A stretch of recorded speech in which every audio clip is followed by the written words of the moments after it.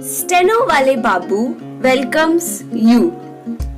Shorthand dictations in male and female voice from all sources like magazines, speeches, and editorials at various speeds up to 120 WPM for various departments like SSC, DSSB, CRPF, Delhi Police, etc.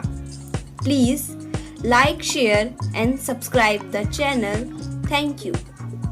Exercise number 4.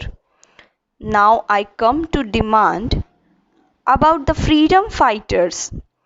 I endorse very warmly many of the points which my honorable friend made when he talked about genuine and bogus freedom fighters.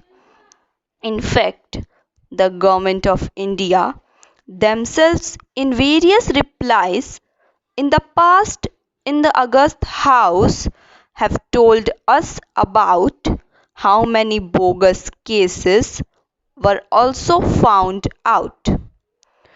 Here we must remember that to some extent we, the elected members of state legislature and parliament, are also responsible for giving false information or false certificates.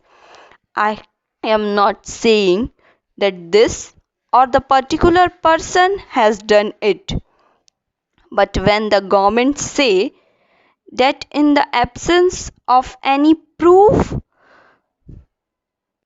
proper, the certificate of a member of parliament or member of legislative assembly should be attached.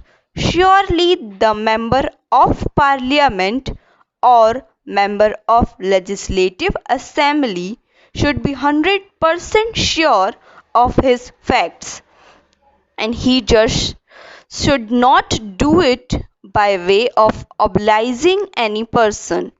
It is there where the bogus cases come.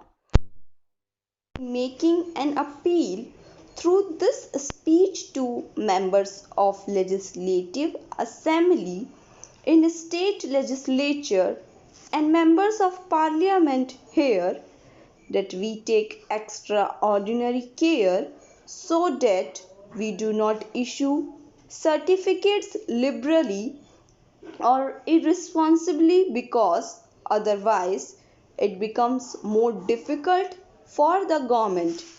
The second point is that some freedom fighters are not yet included in this scheme. I do not know whether the minister has ready information at hand in this regard. There is also the project of old freedom fighters' homes. I remember there is one in Delhi, but it is neglected. Some of the old freedom fighters who are living in Delhi are staying in this house. There is no one to look after them.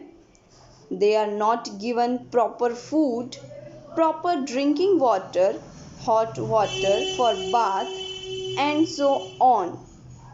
Because they are old and infirm, naturally they need these things all the more. Therefore, I would like the government to take particular care of these old freedom fighters' home.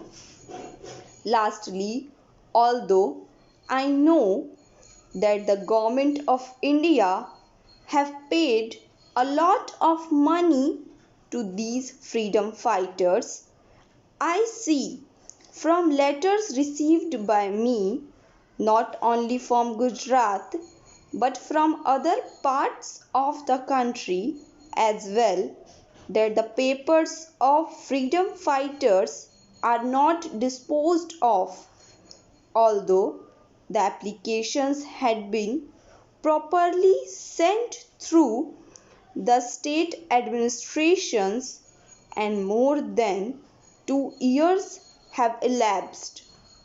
Some of them are above 65.